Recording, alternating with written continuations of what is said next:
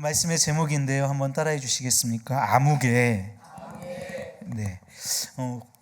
여러분은 하나님 앞에서 아무개로 불리지 않는 은혜가 임하시기를 주님의 이름으로 축복합니다. 아멘. 여러분, 구약 성경에 보면 기업 물을 자가 나옵니다. 오늘 본문에서도 계속해서 기업 물을 자에 대한 이야기들이 나오죠. 이 기업 물을 자를 히브리어 원어로 보면 다시 나왔어요. 자, 어디서 어디로 읽는다고요? 우리가 읽는 방향이랑 반대로 읽는 거예요. 자, 오른쪽에서 왼쪽으로 읽습니다. 이게 고엘이라는 단어고요. 기업 물을 자라고 하는 뜻입니다.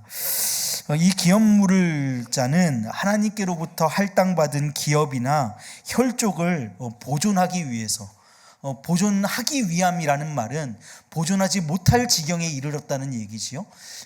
보존하지 못할 지경에 이르렀는데 그것을 이어서 보존할 수 있도록 보상해 주는 사람, 그것을 이어가 주는 사람을 의미합니다. 대표적인 사람이 오늘 우리가 읽은 성경에 나오는 이 보아스라고 하는 사람이에요. 이 나오미와 나오미의 남편인 엘리멜렉이 베들레헴을 떠나서 모압 지방으로 흉년을 떠나서 찾아갑니다. 근데 그곳에서 남편인 엘리멜렉도 죽고요, 두 아들도 다 죽어요. 근데 그곳에서 이방 여인들과 결혼해가지고 이방 여인들을 데리고 나오미가 여인들 아니에요. 이방 여인 첫 번째 아들의 와이프 되는, 그러니까 뭐라고 해야 될까, 며느리, 큰 며느리 룻만 데리고 베들레헴으로 돌아오게 됩니다. 그렇게 다 잃어버리고 나서 남편이 다 죽었으니까 기업 물을 자가 없잖아요. 그래서 혈족 중에 찾아보니 기업 물을 자가 보아스였더라. 그래서 그 보아스로 말미암아 룻이 시집 들어가서 이거 헷갈려요. 시집 가가지고 아이를 낳고 했더니 그 족보에 누가 들어가 있더라? 예수님이 들어가 있더라. 다윗이 너무 중요한데요. 다윗이 너무 중요한데 최종 목적지는 예수님이에요. 그래서 이 기업 물을 자로 말미암아서 예수님이 이 땅에 오시는 족보가 완성되는 놀라운 복을 누리게 되는 게 이 보아스와 룻에 대한 이야기의 전반적인 스토리입니다. 룻에 대해서 여러분들 너무나 많이 들으셨고 또 스토리를 잘 알고 계시니까 제가 잠깐 오늘은 우리가 주목해서 보기 원하는 말씀만 좀 이렇게 핀셋으로 콕 집어서 보듯이 말씀을 콕 집어서 한번 봤으면 좋겠어요. 여러분, 그런데 이 기업 물을 자가 너무나 중요한 건 이제 다 아실 것인데, 이 기업 물을 자에게는 순번이 있습니다. 순번이 있어요. 근데 이 문제는 보아스가 기업 물을 자 첫 번째가 아니라는 거예요. 두 번째입니다. 첫 번째인 사람이 있어요. 그래서 보아스가 룻의 기업을 물기 위해서 첫 번째 순번이 되는 사람과 대화하는 장면이 오늘 우리가 읽은 본문 말씀이에요. 자, 오늘 4장 4절 말씀 한번 제가 읽어볼게요. 한번 눈을 따라서 오십시오. 자, 내가 여기 앉은 이들과 내 백성의 장로들 앞에서 그것을 사라고 내게 말하여 알게 하려 하였노라. 이게 뭘 사라는 거예요? 기업을 사라는 겁니다. 나오미의 기업, 곧 룻의 기업을 사라는 것입니다. 그것을 네가 모를까봐 너로 알게 하기, 네가 첫 번째 기업 물을 자라는 사실을 알게 하기 위해서 지금 너에게 얘기하는 거야. 이렇게 얘기하는 겁니다. 만일 내가 물으려면 물으려니와, 네가 먼저니까 선택권이 너에게 있어. 물으려면 물으려니와, 만일 네가 물으지 아니하려거든 내게 구하여 알게 하라. 안 물을 거면 나로 알게 해서 네 다음이 나니까 물으려거든 물으고 아니면 아니라고 지금 얘기해라. 이렇게 얘기하고 있는 거예요. 여러분, 모압 지방에서 돌아온 나오미가 우리 형제 엘리멜렉의 소유지를 팔려고 하는데, 첫 번째 기업 물을 자인 당신이 살 권한이 있다. 그러니 사겠느냐? 당신이 첫 번째 기업 물을 자다. 이렇게 알려주고 있는 장면입니다. 여러분, 이 1순위자가 보아스의 이 설명을 듣고 뭐라고 얘기했을까요? 사겠습니다. 이렇게 합니다. 내가 물을게. 이렇게 얘기를 하는 거예요. 내가 어떻게 한다? 물으리라 하는 거예요. 지금 보아스는 예상치 못한 난관에 부딪혔습니다. 이렇게 하면 보아스가 물을 수 있어요, 없어요? 없어요. 순번이 안 돼요. 그러니까 보아스가 지금 위기가 닥친 거예요. 그런데 여러분, 놀랍게도 한 2절 지나가면 이 사람이 아니 나 물으지 않을 거야, 내가 물으려고 했다가 나 안 물을래 라고 얘기를 합니다. 자, 우리 6절 말씀 가보면요, 그 기업 물을 자 1순위예요. 이자가 이르되 너는 나는 내 기업에 손해가 있을까 하여 나를 위하여 어떻게 한대요? 물으지 못한다. 내가 물을 것을 네가 물러라. 보아스, 네가 물러라. 나는 물으지 못한다. 이렇게 얘기합니다. 여러분, 자기가 물은다고 했어요. 그런데 갑자기 한 2절 지나니까 갑자기 나 못 물러 이렇게 된 거예요. 왜 그랬을까요? 정답은 여기에 나와 있습니다. 내 기업에 손해가 있을까 하여. 무슨 생각이었냐면요, 처음에 이 사람이 그 기업을 물러버리면 그 모든 땅이 자기 소유가 되고 나오미 죽고 나면 그거 자기 거 되는 거잖아요. 그러니까 이게 자기에게 이득이 될 줄 알았던 거예요. 그래서 내가 물을게 이렇게 얘기를 했는데, 보아스가 지금 난처해졌잖아요. 자기가 하려고 그러는데 1순위가 한다 그러니까. 그래서 우리 지금 4절 갔다가 6절 오셨죠? 4절 갔다가 6절 오셨죠? 5절에 보아스가 개입을 하거든요. 이 5절 말씀에 뭐라고 기록되어 있냐면, 보아스가 이르되 내가 나오미의 손에서 그 밭을 사는 날에 그러니까 그 기업을 네가 물러야 할 때 곧 죽은 자의 아내 모압 여인 룻에게서 사서 그 죽은 자의 기업을 그의 이름으로 세워야 할지니라. 그러니까 그거 기업 물으면 그거 1순위 자의 것이 된다는 얘기예요? 아니요, 그것 아니고 물으면 그거 룻의 것 될 거야 라고 얘기를 한단 말이에요. 그러니까 그걸 사면 자기 거예요? 아니요, 자기 거 아닌 거예요. 그냥 손해보는 장사가 되는 겁니다. 그랬더니 6절에 가서 뭐라고 얘기해요? 내 기업에 손해가 될까 하니 나는 그거 안 물을 거야. 내 다음이 너지, 보아스 네가 물러. 이렇게 얘기하고 있는 것입니다. 여러분, 1순위자는 자기가 기업을 물으면 엘리멜렉의 소유지가 모두 자기의 것이 될 것이라는 기대가 있었을 때는 뭐라고 얘기해요? 내가 물으리라. 그런데 내가 손해가 된 사실을 5절 말씀을 통해서 알았어요. 그랬더니 뭐라고 얘기해요? 물으지 못한다 라고 얘기를 합니다. 왜 그래요? 손해이기 때문에 그렇습니다. 손해이기 때문에 처음부터 이 나오미와 룻을 돌보고자 하는 마음은 애당초 없었고, 오직 자신에게 물질적인 이익이 되느냐 아니면 손해가 되느냐 하는 것만 그의 판단 기준이 되었던 것이죠. 여러분, 물질적 손해가 될까 해서 물으지 않은 결과로 이 1순위는 뭘 잃어버렸냐면 룻을 통하여 주어질 복의 원천을 전부 보아스에게 넘겨주고야 말았습니다. 룻에서 아까 말씀드린 대로 다윗을 이어서 예수 그리스도로 연결되는 축복의 통로를 이 1순위자는 보지 못했던 것이지요. 여러분, 여기까지가 우리 모두가 다 잘 알고 있는 스토리이잖아요.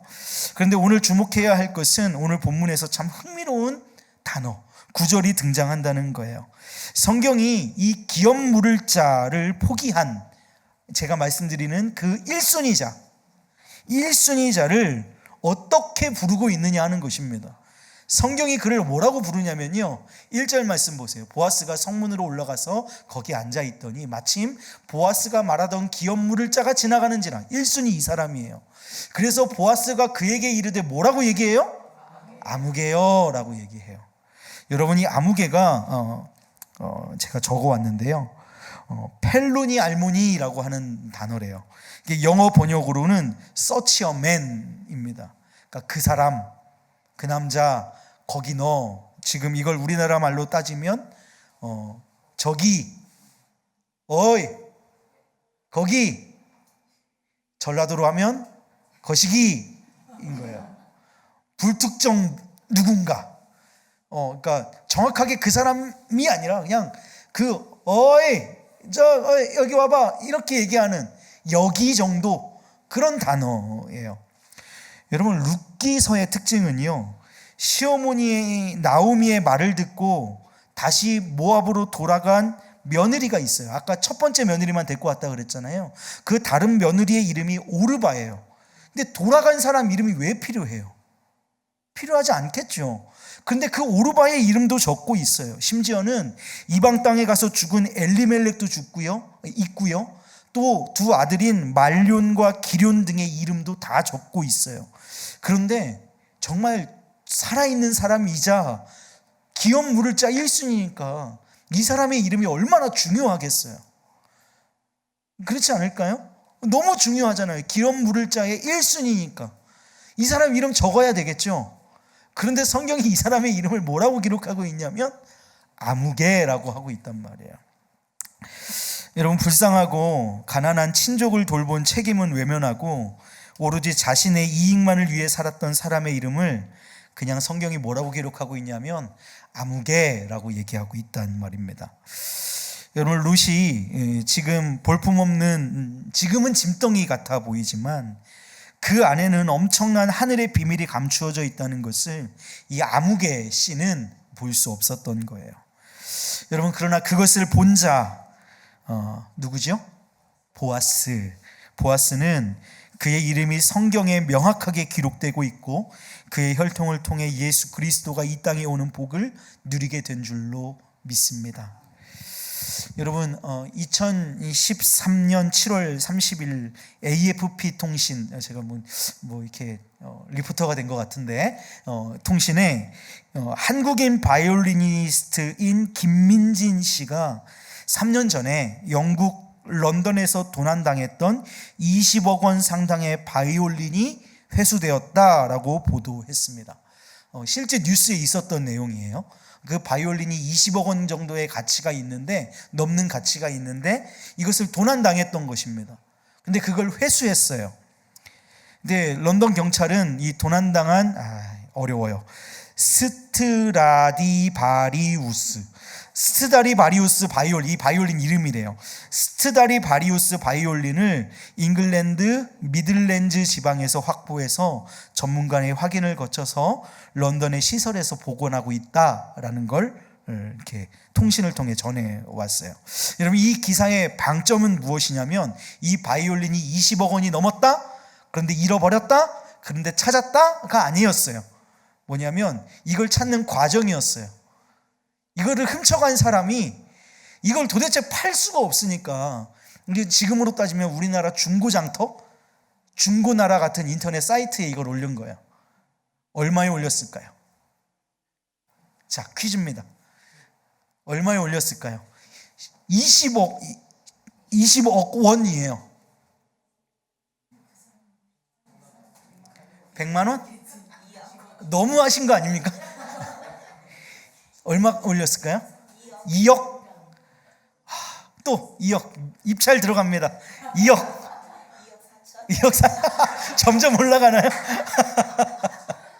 여러분 잘 들으십시오. 17만 원.